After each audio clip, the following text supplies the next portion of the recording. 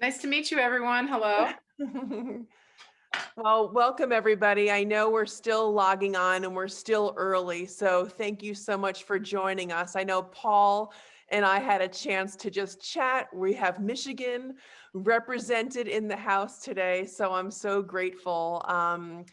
As everyone is starting to join us, I welcome you to use the chat button and let us know where you are joining us from. I always love knowing the cities and the states. It's just always wonderful to join in community and actually put a location to where we're all joining from, because Zoom is tough. We're all screens, but it's really welcoming and supportive to know where we're all joining from.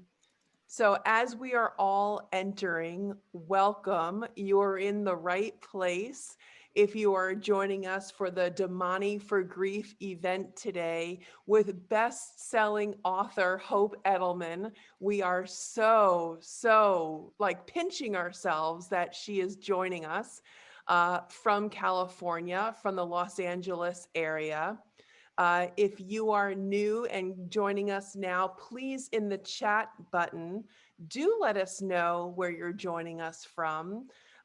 Zoom can be so wonderfully personal, but as we know, it can also be impersonal. And so if you would like to share with us today what state you're joining us from, what city you're joining us from. I see Snowflake, Arizona. Welcome, welcome. I know we have Michigan near Flint. I see you. Welcome. I'm so happy that you are here with us today.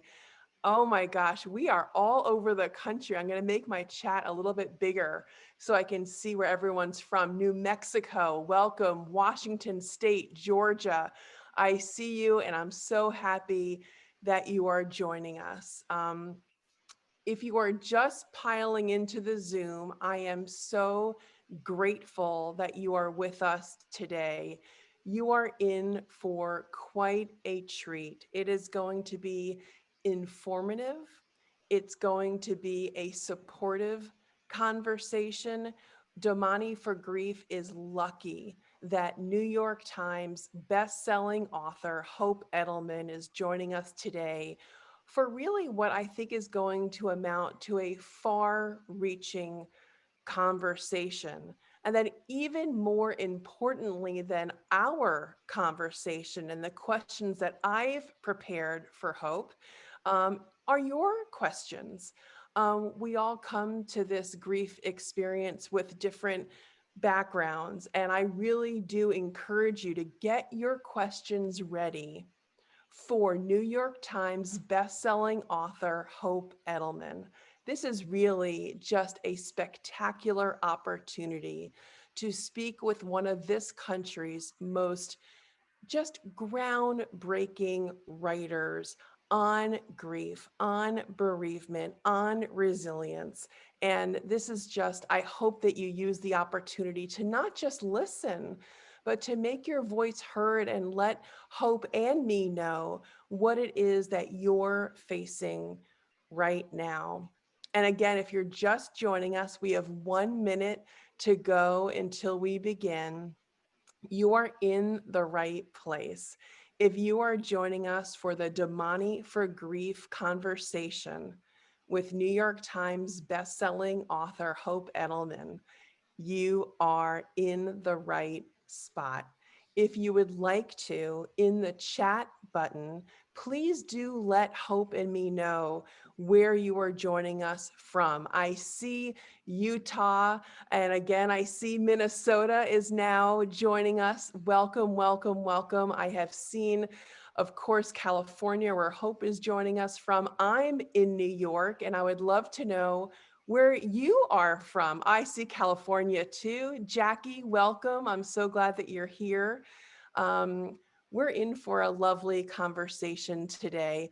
Wisconsin's in the house. Welcome, Wisconsin. So we have Michigan, I know, Wisconsin, another Wisconsin, Burbank, California. Welcome, one and all. We are so pleased and happy you are with us today. It is 1 o'clock Eastern. It is, of course, 10 a.m. California time, where our special guest, Hope Edelman, is joining us from. So we are going to get started really quickly as more people join us today. We had a lot of people register, but I do want you to know, I know time is hard these days during COVID-19 with home obligations and work obligations. If you do need to pop in and pop out, you're more than welcome to. And if you do need to pop out for the duration of the call, just know Domani for Grief is recording this conversation. And in the email that you will get, thanking you for signing up today, you will get a replay of the entire conversation, including the questions that you have. And if you missed my opening introduction, which was very brief. It was just saying, hi, welcome. You have not missed anything yet. We do want to give ample time for everyone to join us today. You will have time to ask Hope and me any question that you would like.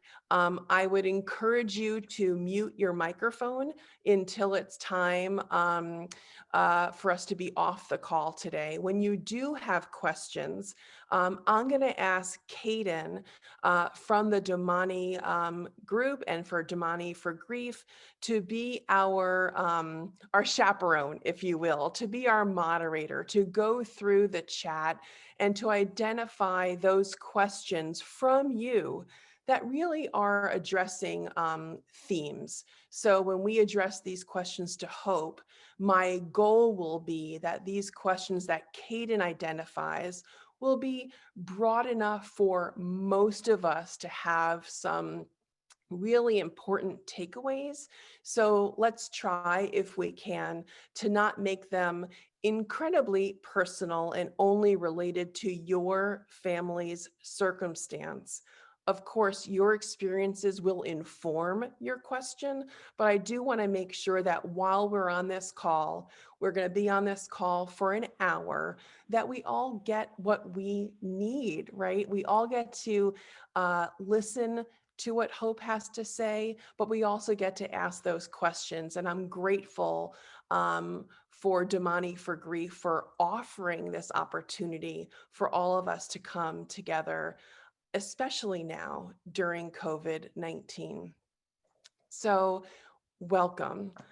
For those of you who have just joined us, you are in the right spot if you are here for a conversation with me, Allison Gilbert. I'm an author based in New York, and I'm joined today for this really special Domani for Grief new webinar series with author Hope Edelman. Hey, Hope.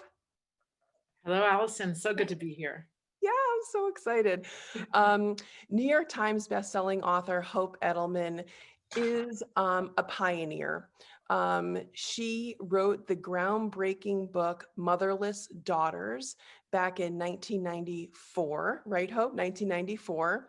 Uh, it is a book that transcended anything that had been written before about grief and loss, particularly about what it is like to lose your mom as a young girl, as a young adult woman, growing up without your mother there as an anchor and as a tether. But her work, Hope's work, has evolved considerably since then through multiple books to her most recent one, which is why we are here today. And we are so lucky. Hope just came out with her latest book. As you know from the invitation, it's called The Aftergrief. Now, what is the aftergrief? If you are joining us today from wherever you are in the country, I imagine that you have personally experienced loss, whether or not it's a spouse or a child, or whether or not it's a sibling or a parent or grandparent. We know that these losses transform our lives, and not just for the immediate now, not for today, not just when the loss first happens, but we know there is a long arc of loss that Hope is going to tell us about right now. So, Hope, I do want to welcome you. I want to get right to it. Why the aftergrief? What does the aftergrief even mean, and how did you come up with it? Well, it is a term that I developed for this book because I discovered while looking and researching and trying to educate myself about what loss is going to look like in our lives 5, 10, 20, 30 years later. We didn't have a vocabulary to discuss it. And it was frustrating to try to write a book without a lexicon that I could rely on. I was 17 when my mother died of breast cancer, and that was in 1981, which in some ways was the dark ages of bereavement because there were no support services. I mean, really nothing for a family at that time. There wasn't even hospice in my community. There were no grief centers. There were no support groups. Families were just sent home from a hospital or the scene of an accident and expected to figure things out on their own. Some extended families, could support the members who were bereaved. Some religious communities could step in, but for the most part, families were really on their own. And so we had the 5 stages of grief in 1981, and I very diligently sat on the edge of my bed as a teenager and read the pamphlet that the hospital social worker had given me and ticked off the boxes. And I said, okay, I have, gone through denial and anger and bargaining and depression. No, I don't think so. So now I guess I'm at acceptance and I'm done. So I was really unprepared when years later, this loss would come around again and kind of blindside me in ways that I hadn't anticipated, or in some that I could kind of prepare for, like Mother's Day every year, for example. But it's been 39 years now since my mother died, and it's been 16 years since I lost my dad.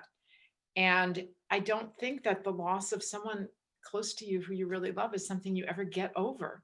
There's this message in the culture. Our cultural messaging is so messed up. This dominant message in the culture is, aren't you over it yet?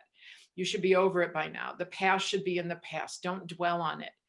But at these moments when it would sort of come and like I said, sideswipe me, like I'm just driving in the car and a song comes on the radio that I used to sing with my mom, or that my dad would listen to when he did the Sunday New York Times crossword puzzle. And you just maybe just a few minutes or an hour or two, but I'd really, have this response and I didn't know what to call it. And so I remember really thinking very intensely one day, what can we call this phase that comes after the most acute part of grief? Because I think grief is an excellent term to describe what we feel right after someone dies. That, the deep sorrow, the longing, the sleeplessness, the feelings of helplessness, sometimes feelings of relief, the guilt that might come with that relief, all of that in the first 6 months, year, 2 years, it's so individual. But what am I feeling 10 years later? I can't call that grief. That doesn't seem fair to it doesn't seem to really honor that initial period. And so I kept thinking, what comes after grief? What comes after grief? And then I thought, let's just The aftergrief, yes. And what I love about it, Hope, what I really think is so important is that once we name what is maybe the trouble or the challenge or the obstacle, once you actually identify it, do you agree that in some ways it's easier to wrestle with, or somehow if we are aware of it and we can label it, that somehow we're able to meet that challenge with more resilience? Is that where also the kind of weight is lifted once you have a word like the aftergrief? Well, I hope so. I think it serves 2 purposes. One is socially, it gives us a shared vocabulary that we can talk about with each other. And I'm starting to see people in the bereavement community start adopting it as a standard term. And I think that's great because then we all know what we're talking about. But I also think individually, we have this craving to feel that whatever we're going through is normal. And in the community that's developing around the aftergrief, and in the Motherless Daughters community and my coaching practice, because I'm a grief and loss coach, I don't use the word normal, because I think once we use the word normal, we start using the word abnormal. And then we start, judging our behavior against some kind of standard that's ever shifting, over time. What was considered normal in 1940 was not considered normal in 1990 and is not considered normal today. So I use the term normative, which just means that this is how most people respond. Right. And there are always going to be people who don't respond that way for various reasons, but I don't want to label them. I think grief has been over pathologized over the Yeah. past century, and that hasn't allowed for individual variation, of which there is quite a lot. You had talked about triggers in a different way. We talked about music, perhaps reminding us of our loved ones at times where we're maybe not prepared. Or I would also add, of course, tastes in your kitchen, things that you Sure. cook. I would also imagine, things that you smell. I mean, you can imagine all the different triggers, but I want to talk about a different trigger, which is COVID-19 and a Mhm. different sense of loss that many of us are feeling, the sense of loss for friends and family and being near those who we love, even our coworkers. Yeah. And how does that trigger or continue a grief because of a death of a loved one? What is that intersection? Right. Well, I want to distinguish between how that triggers or reactivates grief from a death in the past, and then also how we handle death in the present, because those Yes. are two really different experiences. When when COVID-19 came and we started, sort of paring down our lives, into just our homes and these little, individual bubbles, we were letting go of things that were important to us. And so I'm finding among my clients that some of those feelings, especially ones that are held in the body, feelings of being powerless, of being afraid, were reactivating grief responses from the past when maybe they felt small or helpless or scared or uncertain. There's a lot of uncertainty in the culture right now. And so that is causing some people, to remember what it was like, or to re-experience and revisit feelings of helplessness from the past, which can be an opportunity, right? If I'm working with a client, it's an opportunity to say, okay, tell me about the first time you remember feeling this way. Tell me about how you felt this way. And then we can go back and maybe process pieces of a loss that couldn't be processed in the past. Because I think it's unrealistic to think we're going to, completely tie up a grief response soon after a loss occurs. The echo effects can last for a lifetime. But I Um, think that's really interesting, just to add to what you're saying, and I'm sorry to interrupt, but I feel like, COVID-19 can be making many of us feel nervous and anxious or depressed. And there's this invisible layer where grief comes in and could amplify or push. And I feel like maybe even by identifying that, it helps us think about our grief and maybe giving ourselves a little bit more grace, right? That these oh, things are bubbling up and maybe it's in that normative span that you were talking about. absolutely. I'm also seeing something really interesting among the populations that I work with, many of whom are adults who were bereaved as children. When you're an adult bereaved as a child and then you have a loss as an adult, it can also, reactivate some of those prior grief responses, or give you an opportunity maybe to process parts of an earlier loss you couldn't when you were a child, for developmental reasons or lack of support from your family. That's possible. But what I'm seeing now is a number of people saying, I can handle COVID. I feel actually really competent because I discovered long ago that I can do hard things. Ah, resilience. Yeah. Yes, exactly. So they're Yeah. uncovering and discovering a resilience in themselves, and they become like the go-to person in their family when other people are feeling distressed, because they say, I know that I can do this. This is maybe not the hardest thing that I've faced. Or I discuss, I know that I'm resilient. So I'm marshaling those forces now. And that was a really interesting thread has gone on some of my social media, the social media groups that I administer around that. So it's very much, a mixed bag. I And think some positive has come out of it for these people too. For sure. And I think that's, that sometimes gets lost. I mean, COVID is, of course, scary. It's unnerving. Many of us have experienced loss and job loss, right? There's all these kind of um, different experiences. And so there is one part of this that maybe we have this endurance capacity or this resilience capacity. It's almost like a scab. It's been built up because of our losses. And now we can kind of use that scab, that toughness Right. to face COVID. I do want to ask you a different question. But before I do want to remind everyone who is on this call today that if you do have questions for Hope, the way we're going to handle your questions, and I'll do that in about 15 minutes, so about the half hour mark. I'll turn the questions to you who are here. Please put them in the chat. That way, Caden from Domani for Grief, who was our gracious host today, can go through your questions, identify the ones that we think are going to be the most broad and the most applicable to everyone who is on this Zoom today. So please feel free, as the questions come to you, please put them in the chat.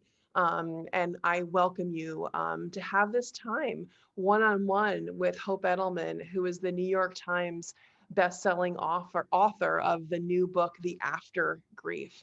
I want to turn our attention. Yeah, Well, I just wanted to know if I could add something to what you said, because of I course. had a thought. I mean, I was thinking, we often use the metaphor of a scab or a wound or scar tissue, to talk about building resilience after grief, and it's not unfounded, because grief hurts, so we tend to think about what has hurt our body and how have we healed from it.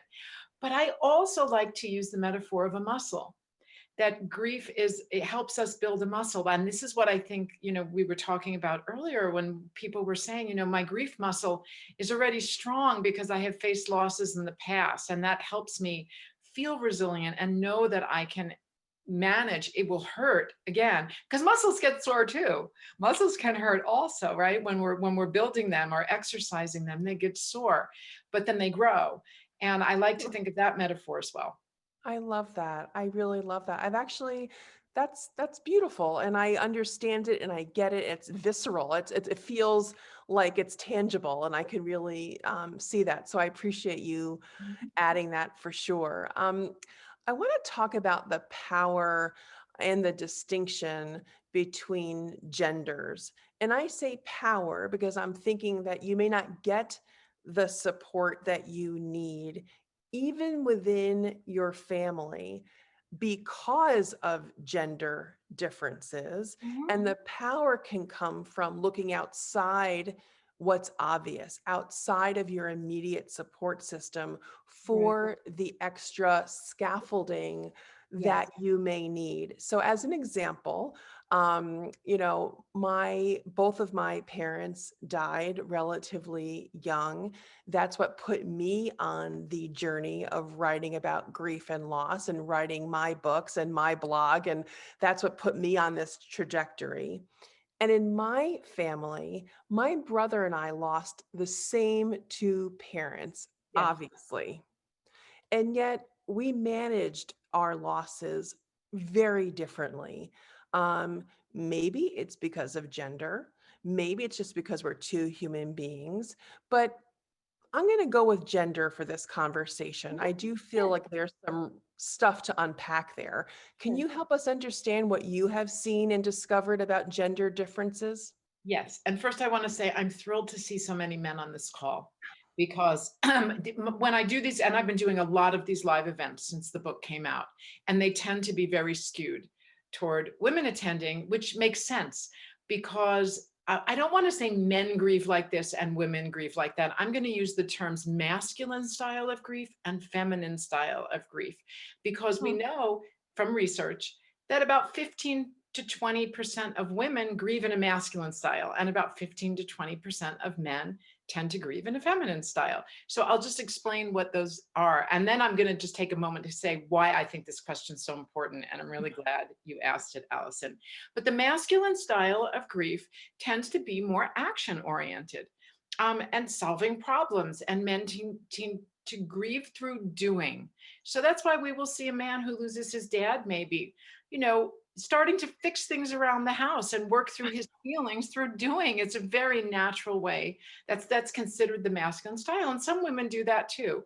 The female or feminine style of grief typically is about emoting and reaching out to people, showing your feelings and talking to others as a way of processing it, interpersonal connections rather than trying to do it internally and individually. And men and women don't always understand. Men think, God, she always wants to talk.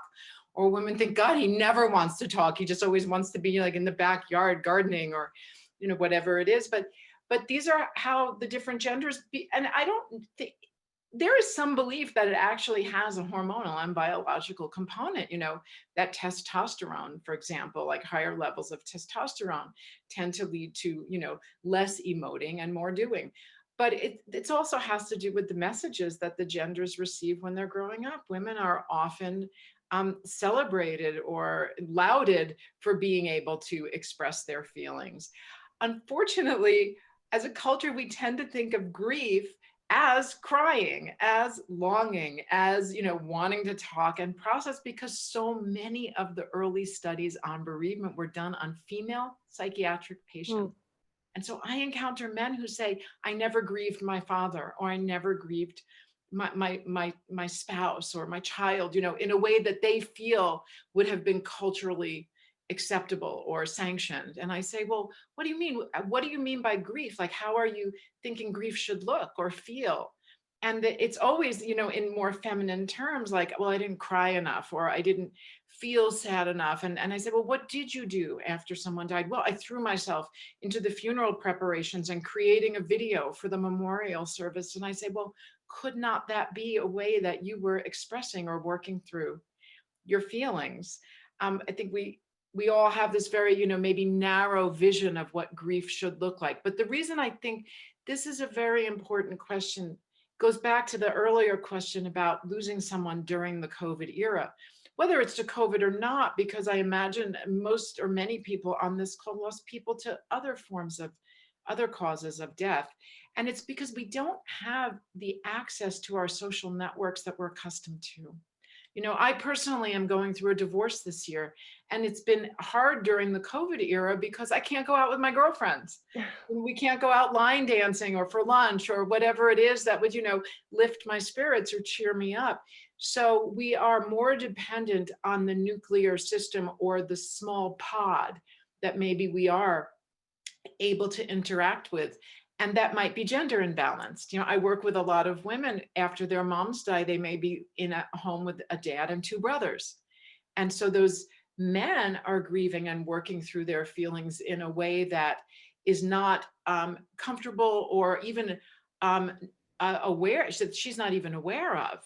And they don't understand her need to connect. And so she needs to get outside of that network in order to get the support that will lift her up. What I find so interesting about this, and what I find so essential for this conversation, is we've been talking about the grief experience that we individually may have endured that bring us to this call today. But it may also be that we are a friend of someone who is going through this type of experience, and we want to know how to be a better friend. And how it relates back to gender is that it sounds from what you're describing that even as a friend, you may not be able to like code detect what's going on potentially with every person who is grieving. It may look like your brother or your uncle or your father is doing okay, or your son. And so I'm wondering, as a friend, how do you get smarter then? How do you get to be a better friend of someone who is grieving when maybe the signs aren't as obvious as maybe we've been trained from our kind of social learnings to look out for? Well, I think we need to let them take the lead instead of trying to steer them into what we think will be good for them or that they need. And a very simple question is, what can you do right now that will help you feel better? And would you like a partner or a companion in that? Whether it's Mm. through social distancing, like just moving your body, going for a walk, or just listening, or, if you can be in contact, sitting and watching a movie together. I heard, I did a live event recently where a woman said, I really, really want to talk with my sister about our mom who just died, but all she wants to do is watch the same movie over and over again. And it's driving me crazy. How can I get her to talk to me? And I said, well, maybe something in that movie is helping her with her grief and work through her feelings. And that's how she needs to grieve. So maybe would you like to enter that world with her and watch the movie with her and talk about the movie? Or maybe you need to get your needs for reaching out met somewhere else and just support her in doing that right now. But I think a very simple question is, in which way, what's helping you feel better right now? How can I help bring more of that into your life? How can I support you in doing more of that? Would you like a companion in that? And just being a compassionate listener without trying to fix someone. Grieving people don't need to be fixed. They just need to be supported and companioned in their grief. I want to talk a little bit about children and as adults, how we can support the youngest of children, perhaps teenagers, young Yeah. adults. I'm on the board of the National Alliance for Grieving Children, and I know that it is so important to address grief head on, even when it comes to the smallest kids. Of course, there are age appropriate ways to do that. And so I would love to pass the baton back to you, of course, Hope, Yeah. and just talk about, so if we come here and we are parents, or if we're on this call and we have nieces and nephews or grandchildren, Mhm. can you help us a little bit understand what children need potentially and how adults can help? Well, from the NAGC that children grieve really differently than adults. For a long time in history, it was believed that children grieve just like adults. And in some ways they do. They have moments of protest and despair. We know all this from John Bowlby's seminal work in the Yep. 1960s. But a child's grief tends to be protracted over childhood as they develop cognitively and emotionally, right? So, what a 5-year-old can understand and process is really different from what a 12-year-old can understand and process, which is really different from what an 18-year-old will go through. And that doesn't mean if you lose someone at 5 or 12 or 18, it means that 5-year-old will be processing that loss differently at 12 and processing it differently at 18. And they might be having responses and even acting out years after a loss when something clicks inside of them and they understand or have feelings about that earlier loss in a new and different way. And they need adults to help connect the dots backwards to say, oh, this 17-year-old is going through this because their dad died when they were 10, or their dear grandparent died when they were 6.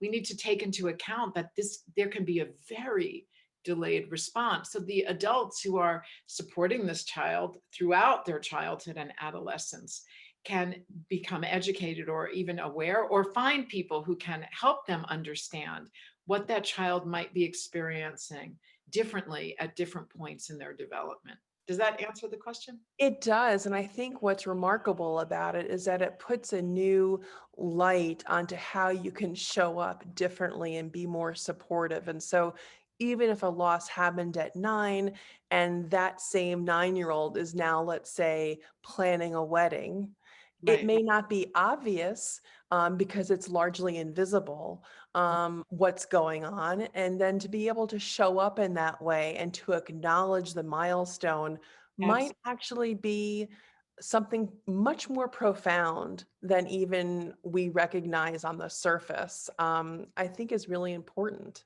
And that's such a good example, Allison, because it is completely unrealistic to think that a 6-year-old can grieve what it will feel like to be walking down an aisle without her dad at her wedding 20 or 30 years later, right? It's just not possible. A 6-year-old is living in the present. She's thinking, my dad is not going to be here at the dinner table or to watch TV with me tomorrow or tonight.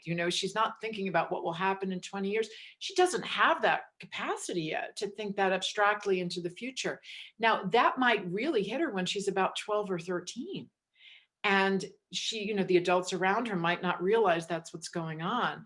But there are ways when she does or is, 30 and getting married, or 25 or 35, that the adults who know that, she is probably thinking about her dad can encourage her to talk about that, can help her come up with ways that her dad can still be walking down the aisle with her, where she can be holding something that once belonged to him, or, tuck his picture into her dress. I hear people doing that, and they love it because they have a feeling like he's still there. He's still a part of that experience for them.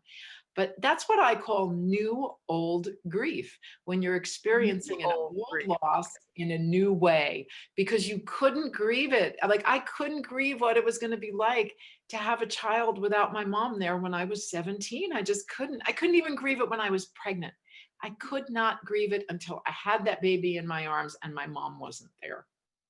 Because it's so close to my heart, and before I ask Caden to bring in some of the questions from the chat, we talked about keeping the memory of our loved ones alive on these milestone Right. dates. And of course, that is a huge focus of my work. And I love talking and imagining and being innovative about how to keep the memories of our family and friends present. And I'm wondering if you've come up with an idea, an activity that helps you remember your mom and dad, either for yourself, or I know you have two daughters, and I'm wondering what you've done that we can all learn from that would keep our loved ones present now, and of course with an eye towards Thanksgiving coming and the other holidays that are around the corner in December. Well, Allison, you're my go-to person for this, so I always call you for ideas or defer to you because this is your wheelhouse. But Thanksgiving's coming up, and I'm doing some holiday events for Motherless Daughters and also for the larger Aftergrief community, because this is going to be a different Thanksgiving for a lot of people. It's going to be smaller for a lot of people. They're not going to be able to connect or sit with their extended family or travel in ways. So I am encouraging people to look for other ways to have your family present on that day, even if they can't be physically there. That might mean calling up everyone who can't be there and asking them for what recipe or what dish they would have brought or most looked forward to, and then sharing it at your table, even if it's a small table, even if you're on your own for this holiday season. And I'm also encouraging people this year not to think of this as an eternal, kind of or permanent holiday switch or change. I'm thinking this is hopefully a one-time event that we're going to go through Thanksgiving, Hanukkah, Christmas, New Year's, this way just once. So instead of thinking about everything that we're missing this year, let's think about how we can make it a special one-time event. And then hope that by this time next year, we will be able to gather again as we have in the past, because every pandemic has a shelf life. We just don't know how long this one's going to be. But how can we make it special? And then let's find ways to have our loved ones and our departed loved ones too at the table with us, again, no matter how small that table is, for this one-time event. I want to share three quick ideas Okay. that have just bubbled into Okay. my brain about the holidays, because I love talking about this. So, number one, if you're doing a Zoom Thanksgiving, there is a way, of course, to incorporate music that is a wonderful tether to our loved ones. And so maybe if you're gathering around a virtual table and you're inviting people to join you, let's say via Zoom, of course, you can play music that really kind of evokes your loved one. Maybe it's your loved one's favorite artist, or maybe it's your loved one's favorite song, or maybe you get the idea. You can certainly bring music to bear, and that's a wonderful, wonderful way to kind of bring your loved one to the table. You mentioned cooking, and I see a wonderful opportunity in everyone creating the same foods around the holiday. Maybe they're from the same recipe. And if virtually you're all tasting the same thing, even though it's virtual, it's the same recipe for that pumpkin pie. At least there is that wonderful way of feeling that you're sharing a meal. That's not just the physical sense of sharing it, but you're literally sharing that recipe from perhaps your loved one. And the last thing I'll say, and then Caden, you're on giving us some of those questions for Hope. The last thing I'll say is that unfortunately, I think in many families, there is a person who becomes the repository of family archiving, right? Or who has the family recipes, who has the family photographs and the stories. And I do think there's an opportunity around the holidays when we're all in that spirit anyway. And now so many of us are so much more comfortable with technology like Zoom to establish a family Google Doc where at the same time on the same document, you can upload the recipes. You can upload the photographs that may kind of be another layer to that recipe. Maybe it's a picture of your loved one baking those particular cookies that are reflected in that recipe. And by doing it as a Google Doc, you get to share, right? It's not one person who has the responsibility. You crack open even more opportunity to talk about your loved one, to say their name out loud. And I think that's really just a wonderful additive benefit of doing a shared online document. You don't have the burden, but you have all the upside of them being able to tell stories in a different way. All right, Caden, I've gone on. Can you help us go through some of these chat questions and keep the chat questions coming, please? Yeah, for sure. So thank you to everyone who has submitted a question so far. And again, we've got some time. I think we'll be able to get through these. And if there are more, please add them here. But the first one that came through was from a mother who lost a son to an overdose, and then a daughter-in-law to cancer soon after. And so the question is, as his mother, I'd like to know how to cope with the anger that while we tried everything, we still lost him, and how to get through that, and how to deal with that anger that she's feeling. Well, I think that anger is a very valid emotion. I think that anger also comes from, deep sorrow and having tried. It sounds like she said, we tried everything and we still lost him. And I think that anger is part of the natural response to losing someone, especially to a cause that we feel could have in some way been avoidable, and if only we had, or someone had, or they had, there's a lot of if onlys that come with the anger. I think it's really, really important. She's asking how to cope with it. I think it's important to find ways to externalize it, because anger that remains internalized can turn into depression sometimes, depending on the individual. And this is also often a gendered response. Women tend to internalize the anger. Men tend to externalize it as anger. I think we need to find ways to let it move through us physically. The best way I know how to do that is through keeping your body moving and exercising. That could be a punching bag. Or punching pillows. Or I just discovered that the Bozo punching bags from my childhood, those 48-inch ones that I used to sock when I was a kid, that parents got for their kids, you can still buy them on Amazon. And actually, I'm recommending them to people lately because it's a great way of externalizing your anger. I took up running this year as a way of coping with, some really strong emotions and getting them out. And also just to know that it takes time. Part of adjusting or coping with a loss is creating a story. It's actually known in social psychology and constructivist psychology that after someone dies, especially to an accident or a suicide or an overdose or a cause or a homicide or a cause that we perceive as having been avoidable and objectively could have been avoidable, we go into what's called story development phase. We're trying to piece together all the facts in a way that feels emotionally and intellectually complete and that we can carry forward. And it takes a while, to process the anger and work that into the story. And so it takes longer with a sudden loss or an avoidable loss to create a story that makes sense to us. This is how we make meaning of the loss. And another reason why I wrote the Aftergrief is because I think we're all searching for a way to make meaning of these losses that often feel so unjust and in some cases avoidable. And that only happens over the long arc, because only over time, sometimes or often, do we find that meaning or make that meaning. It's an active process, but sometimes we need to see this terrible loss occurred, but over time it led to this, which led to that, which led to this, which led to that, which is actually a good thing, which is not to say that we have to be grateful or happy that our loved ones died. We don't ever have to feel that way. But over time, we might see that it set in motion a chain of events. And that's how we find meaning. And sometimes the anger is just part of that story.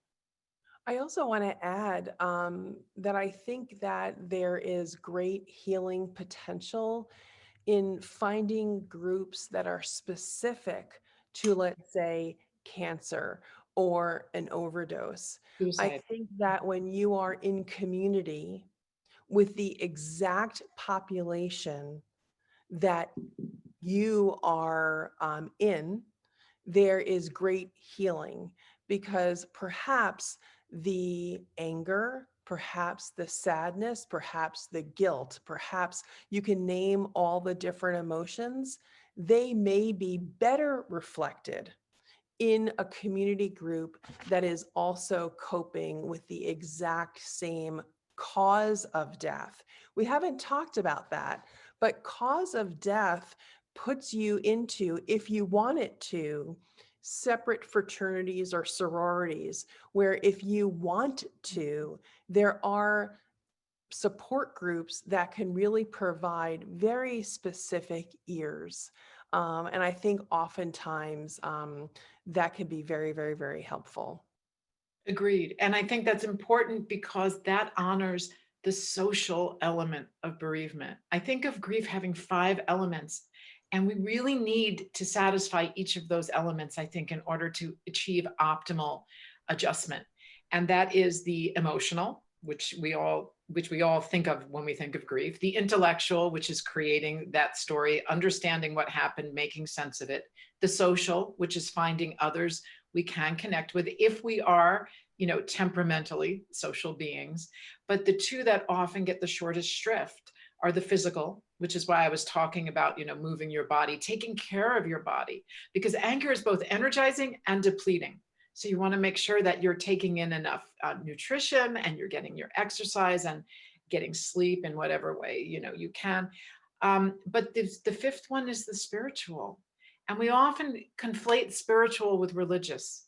But I think of religion and belief systems certainly as being part of the spiritual component. But losing someone creates an existential crisis for us. Someone was here and now they're gone. And where did they go? And how can I still find them? And I still feel their presence, but they're not physically here. And that's an existential situation to work through. And I feel like oftentimes we can find people to talk about that with in those social settings. So that's a very important part of it, Allison. Thank you for mentioning that. Yeah. All right, Caden, please. Yeah, and we've kind of touched on this before, but as a kind of follow-up to that first response, they left an 18-year-old daughter behind. They're survived by an 18-year-old daughter. And so what specifically can a grandmother do to help an 18-year-old who has recently lost both parents? Oh, so this is an 18-year-old who now has neither parent living. Ooh, I work with these women years later who didn't get what you're asking, what your 18-year-old needs. So the first thing I want to see is that what's helping her right now already is having a grandparent who's asking these questions. That's an enormously big deal. Well, what will help her in the short term is feeling secure and safe, and reassuring her and helping her feel that the people that are taking care of her and surrounding her right now are there for her, that you can't guarantee, of course, that no one will ever leave her again, but just reassuring her that you're doing everything you can to remain there and be there for her and create a safe container for her. But you have grief needs too. I mean, you've lost a son and a daughter-in-law. So you need to attend to your needs at the same time and not put them completely on hold for her. Finding her some outside support in the form of a teen group, or I don't know where you live, Chris, but maybe there's a grief center that has moved their offerings online.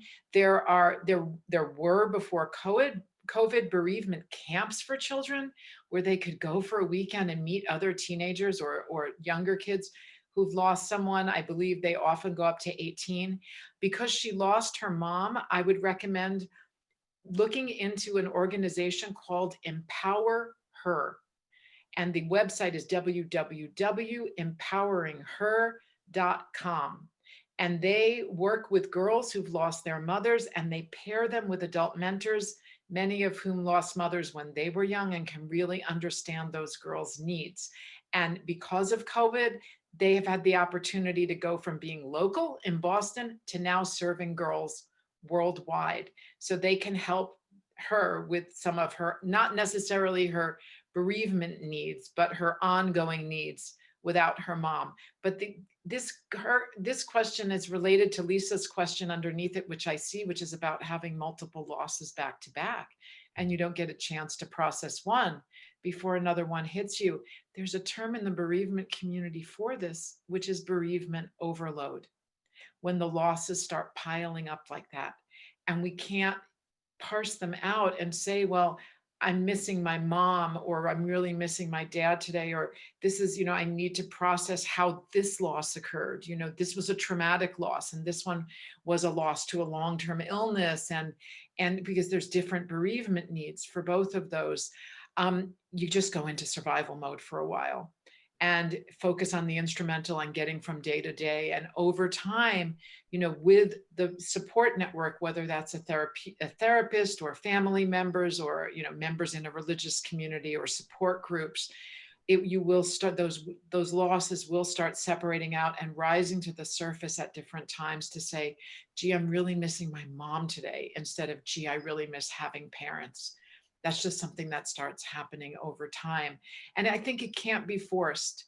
It can't be forced, but listen to those who've listened to those, or who've experienced those losses, learn to attune your ear to them saying, oh, I'm really missing this person on this day, or I'm remembering this person, and encourage them to tell stories about that. Chris, another thing you can do for that 18-year-old daughter that she's really going to need over the long term are stories about her parents, especially who they were when they were younger, before she was born, because she's going to be looking for ways to identify with them as an adult herself.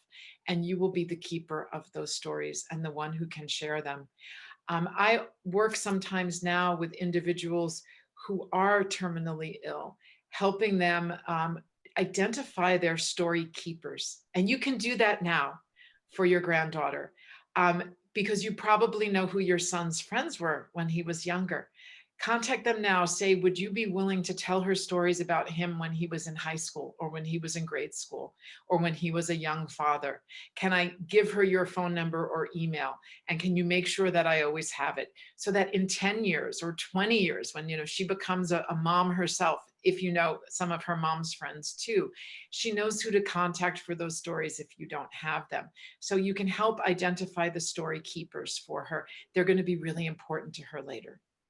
I would also, before we go on to the next question, another resource that may be particularly helpful for an 18-year-old is Heal Grief. They do a lot of work with young adults. I don't know whether your 18-year-old is in college or not, but they have college chapters that help college students feel less isolated on campus if they actually are coming to campus as grieving young adults. You don't have to be in college. They definitely have programming that is for young adults who are not in college, but Heal Grief is another wonderful organization that I would very much recommend. Hayden. Great. Yeah. So another question that we got was just wanting to know more about handling grief or coping with grief during this era of COVID-19 and social isolation. She says, the social network and usual activities are limited now. Can you Yes. speak to that? Yes, they are. That's a fact. We have to find other creative ways to process our grief and let it move through us. I'm hearing that book sales are up in the grief area. People are using bibliotherapy. There are some book groups that are developing. Bibliotherapy, I love it. Bibliotherapy, yeah, it's to, to help heal ourselves through reading, finding stories that we can identify with. Yeah, it's harder to reach out to people if your style is to connect and emote. I would say there are online communities that are becoming very active. The Aftergrief community on Facebook is growing daily, and people are posting more because that's a way to connect. We're doing more live events. So theaftergrief.com is a way to connect with people to heal your grief. There are others out there. We're constantly posting other resources as well, because it's important to stay connected. I mean, nobody wants to be sitting in front of a screen all the time. Yet here we are. It is a way to connect and remain connected. I think also sharing stories with other people who knew our loved one I don't think there's a name for it. But Allison, you and I know how important this is. And you have been with me at a Motherless Daughters retreat where we sit and we just informally talk about our loved ones. There's this kind of cultural belief that if we talk about people who died, we will feel worse because it will remind us that they are missing. Well, we're thinking about them not being here all the time, right? And remembering who they were and validating how important or funny or loving they were actually often helps us feel better, not worse. So we need to find those people who are willing to do that with us, whether it's by phone or by screen or by email, so that we can still, keep developing that internal relationship with the person who died that we can carry forward instead of letting go or leaving them behind, which was the message of most of the 20th century and did not serve very many people well. I want to talk about, thank you, Hope, and I want to add to that a little bit in a different direction, something that I was thinking about when Caden talked about this question of isolation. I want to talk about winter is coming, and I want to talk about how normal, so to speak, COVID in some respects has felt during the warmer weather when we could still go outside and maybe go for a socially distant walk or meet a friend in a park and still feel safe, even in our masks, to do so. Here's what I would suggest. I am a big believer that this winter, more than ever, I need to invest in some serious long johns and some serious hats and mittens, because I feel like the social connection really doesn't have to stop because of COVID when it gets colder. We just need to get dressed so we are warmer and able to then see as much as we can the friends that we relied upon when the weather was better. So I feel like now is the perfect time to stock up on not making the winter the excuse for feeling more isolated than we need to be. I just think we need to be extra proactive about steeling ourselves for the weather getting colder.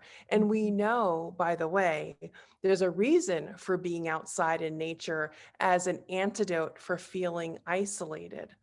Nature is incredibly valuable when it comes to all sorts of healing. I know we're talking, of course, today about grief and loss and feeling stronger. And nature is perfect for that. And the reason is the following.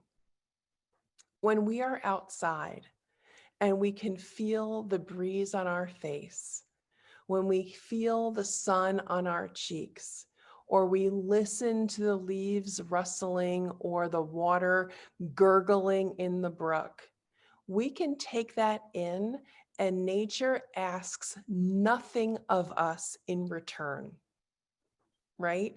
so much of life is depleting because we are in giving mode. We are trying to be there for our families. We're trying to be there for our coworkers, even online. We have to be in giving mode, which is part of the reason why grief is also depleting, because we're also trying to steel ourselves. We're not feeling 100%, and yet we still feel like we're caretakers potentially for others. And so when you do go outside and you can enjoy nature and give nothing back to nature, it kind of puts that balance in your favor. So I would suggest, in terms of isolation, do not let cold weather be your excuse. If you can, get those gloves out now, get the hats, get those long johns, get the boots, and keep your socially distant and safe gatherings with your one friend to go for a walk. Have that endure into the winter. And I agree with that completely, because I don't think there's a substitute for human contact. And if you don't have mobility, or it's dangerous to be out in bad weather, or if there's snow or ice, we can be creative about, if we have outdoor space, if we have balconies, or if we have decks or yards, to invest in hand warmers for our mittens, or foot warmers, in our boots. Or I think there's going to be a run on fire pits and outdoor, propane heaters. For the very first time in 20 years, I'm going to try to invest in one of those propane heaters, so that I can sit outside and share a meal on my back deck. Now, I live in California, so we're not dealing with snow and ice, but it does get cold here in the evenings, to be able to sit outside with a friend, just to, have that social support as we're going through tough times. And, it may be that we don't have a lot of people that will engage in that, but let's try to find some who can, and respect those who choose not to, or for health reasons.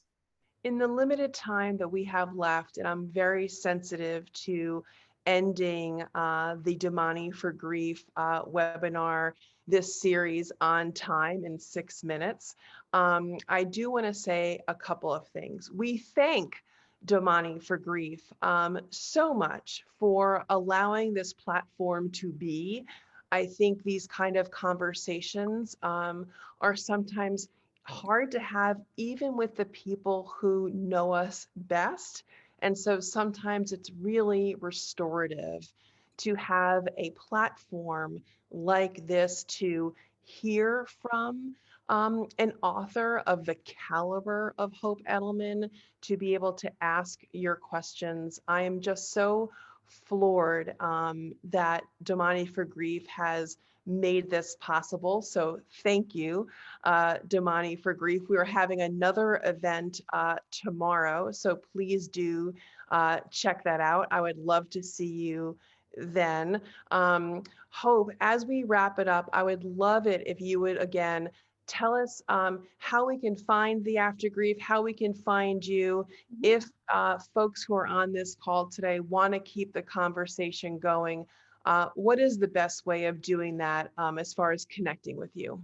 Yes, thank you for asking. I saw that there were some questions that we couldn't get to, and I don't want to leave those people hanging. So please feel free to contact me at hope@hopeedelman.com.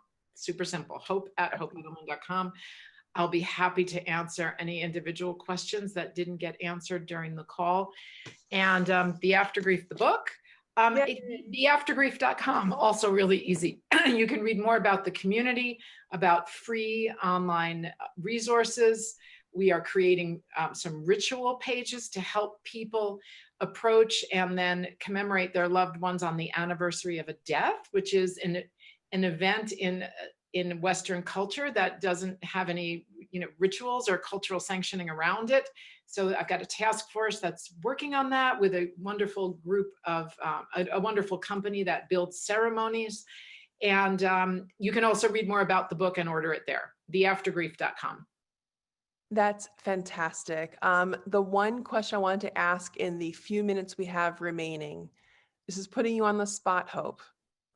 What is the one thought that you would like to leave us all with today that stems from your book, The Aftergrief, that will take us into Thanksgiving, that'll take us into the holidays, what should we remember from Hope Edelman today and your new book, The Aftergrief? If there was one seed, one germ that you want to take us forward into the holidays with. That there is no right or wrong way to grieve. And that if you can, release yourself from anybody else's expectations and even your own. There is only your way to grieve that's based on your temperament, the relationship you had with the loved one, how they died, your family communication patterns, your culture, so many factors. There are no shoulds. And also that I believe firmly that everyone grieves to the best of their ability at any given point in time. So there's no measurement scale that you need to adhere to, and that this is a lifelong process. And you'll work on different pieces of it at different times in your life, and that's okay. That's your And way. if things get particularly tough, allow yourself a beat. One day that could mean staying in bed a little bit longer. One day it could mean staying in the shower for a few more minutes. Self-care, it doesn't have to be big expressions. It doesn't have to be anything that even costs a dime. It could just be giving yourself a beat, giving yourself some grace to know that this is tough, it is hard, but you will be on a journey that not every day will feel as tough as it does today, that it'll ebb and then flow. And that's where that self-compassion piece comes from. I guess you would agree, Hope. Exactly. And if your loss is very, very recent, to just hold on to the faith that joy will return to your life. It may not come tomorrow, it may not come next week, but it will come back eventually. I promise. I promise. Well, I wanted to thank you, Hope Edelman, so much for being here today for the Domani for Grief webinar. Caden, thank you for being the most able chat negotiator to help us with our questions. Don't forget, this Domani for Grief webinar series continues tomorrow. I will have a formal PowerPoint presentation, so it'll be a slightly different format. So if you're hungry for more, we have your back. And I really look forward to seeing you tomorrow. And I'm so grateful that you took the time to join us today. So I'm going to end us on time. Enjoy your afternoon. And we are here for you. We have your back. And we are so grateful that you chose to spend the last 60 minutes with us. Thank you so much.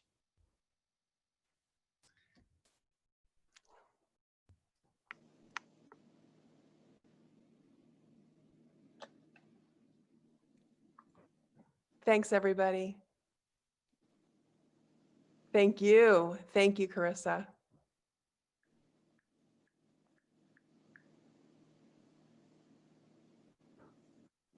Take care.